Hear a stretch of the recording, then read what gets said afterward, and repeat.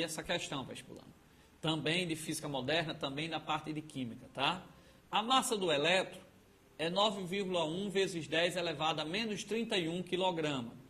E sua velocidade é 3 vezes 10 a quinta metros por segundo. A massa de uma bola de ping-pong é 3 gramas e sua velocidade é 10 metros por segundo. Aí ele deu a constante de Planck, que sempre vem no vestibular, 6,6 vezes 10 elevado a menos 34 joule por segundo. E ele quer que determine o comprimento de onda de de Broglie associado ao elétron e à bola de ping-pong. Olha para cá, vestibular. Você já pode associar comprimento de onda, onda do elétron, onda da bola de ping-pong. O que é isso, professor? Então nós vamos aproveitar que nós estamos bem calmos, né? Nós estamos sempre com essas aulas aos domingos, no próximo mês teremos aos sábados e domingos, e na reta final do vestibular, todas as noites aqui na TV União, como a gente faz todo ano. E você pode acompanhar aqui a nosso aulão do professor Luiz Carlos, eu que estou aqui sempre com vocês, através do nosso mandato de vereador aqui na cidade do Natal. Agora veja bem para vestibular. Antes, Newton considerava a luz como sendo formada por partículas, certo? O som ele considerava uma onda e a luz formada por partícula. Em que ele se baseava nisso? Porque naquele tempo antigo, na física, para caracterizar que a luz seria uma onda, ela teria que sofrer o processo que a gente chama de difração. Então a difração caracteriza exatamente se a luz naquela época poderia ser uma onda ou não. É um dos fenômenos que pode caracterizar essa parte aí de onda ou partícula. Então Newton dizia que a luz era formada por partículas. E qual era o raciocínio dele? Ele entendia, por exemplo, a eclipse. Você tem aqui o Sol, aí tem determinada situação em que a Lua se coloca entre o Sol e a Terra. Como a Lua está entre o Sol e a Terra, a luz que sai do Sol bate na Lua e não chega à Terra, forma uma sombra da Lua na Terra, e aí a Terra, que era para receber o Sol, que era para estar de dia, vai ficar escuro. Então a gente diz que ocorreu a eclipse solar, tá certo? Porque a Lua se colocou entre o Sol e a Terra, impedindo que a luz solar chegue à Terra, forma a sombra da Lua na Terra. Muito bem. Ora, Newton dizia, se a luz fosse uma onda, a luz solar vinha, pegava a Lua, contornava a Lua e continuava iluminando a Terra. Esse fenômeno de contornar o obstáculo, a gente chama exatamente de difração. Estou só usando aqui uma didática para a gente entender melhor. Veja bem, já o som na nossa casa. Quando você liga o som na cozinha, o rádio na cozinha, ele chega lá na sala, ele chega lá no quarto. Por quê? Porque a onda sonora, ela, ao passar por uma porta, ela consegue contornar aquele obstáculo, aquela fenda, aquele espaço físico, e consegue dessa forma chegar nos outros locais. Já uma luz lá na cozinha, ela não ilumina toda a casa, ela não chega no quarto, na sala, ela não consegue contornar o obstáculo como o som consegue. Então Newton usava esse raciocínio. Como o som consegue sair da cozinha, contornar todos os obstáculos, ou seja, sofrer a difração e chegar nos outros cômodos, então a luz, o som é uma onda. E a luz não seria, a luz seria formada por partículas exatamente porque não conseguia contornar os obstáculos, ou seja, não sofria difração. Então, se a luz não sofria difração, para Isaac Newton, a luz é formada por partículas. Com o avançar da ciência e da tecnologia, foi comprovado que o som na nossa casa, ele consegue contornar os obstáculos, porque aquele espaço da porta, aquele comprimento lá da fenda da porta, é compatível com o comprimento da onda sonora. Vocês aprenderam que o comprimento é a distância entre duas cristas.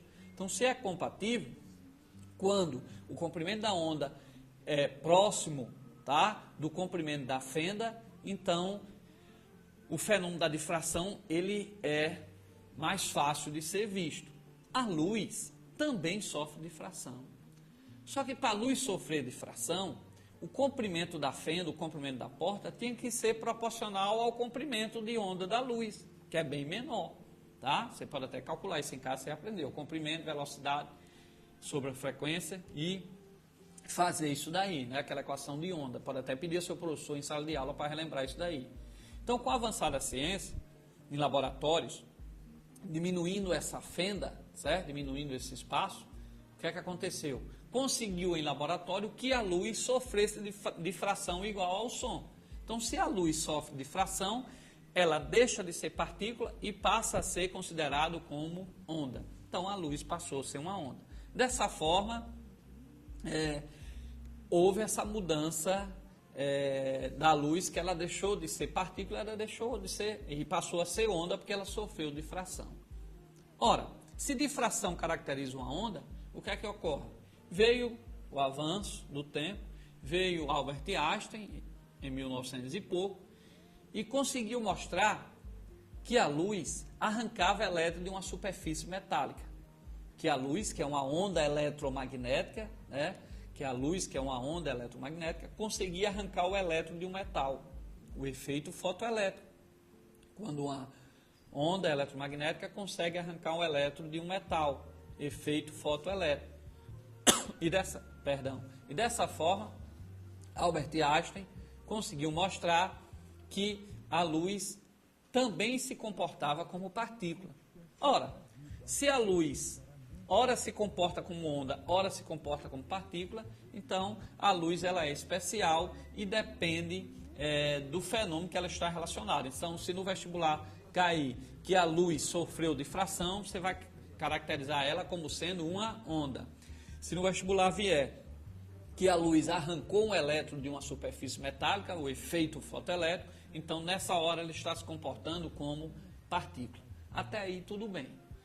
Aí veio, mais na frente, um outro físico chamado Louis de Broglie, o príncipe, e disse o seguinte: do jeito que a luz pode se comportar como partícula e pode se comportar como onda, um elétron, o elétronzinho do átomo, né, todo átomo na eletrosfera possui elétron. O elétron, que era então, até então considerado uma partícula, o elétron também pode ser considerado uma onda, se comporta como uma onda. Tem uma onda associada a ele. Espera aí, o elétron é uma partícula. E uma partícula pode se comportar como uma onda? Pode, e foi comprovado experimentalmente, um tempo desse atrás, em que o elétron sofria difração. Se o elétron sofre difração, nós acabamos de falar alguns minutos atrás, que a difração caracteriza uma onda. Então, a partícula, ela também se comporta como onda. Por isso que a gente estuda nessa física moderna, nessa química moderna, a dualidade onda-partícula, ok? Então, cada partícula que se move, cada objeto em movimento, ele tem uma onda associada. Isso quer dizer que essa questão do elétron, nós vamos calcular o comprimento de onda associado ao elétron? Existe hoje instrumentos, microscópio eletrônico, que usa lá a partícula, o elétron, sofrendo difração, se comportando como onda, e aí o avançar da medicina, da tecnologia dentro da medicina, conseguiu imagens bem melhores através da difração do elétron. Então, é uma coisa do dia a dia. O elétron, que é uma partícula, também se comporta como uma onda. Estranho, né? Para a gente é. Mas está aí na realidade, no dia a dia, instrumentos construídos desse jeito. Então a gente tem que ter esse conhecimento. A cada partícula em movimento está associada uma onda. E é isso que nós vamos fazer agora no cálculo. Pegar o elétron, que a gente entendia até então como uma partícula, e vamos calcular exatamente o seu comprimento de onda. E também com uma bolinha de ping-pong. E também você pode depois calcular para uma pessoa. Aí você diz, professor, então quer dizer que eu também, quando estiver em movimento, tem uma onda associada, eu posso sofrer difração?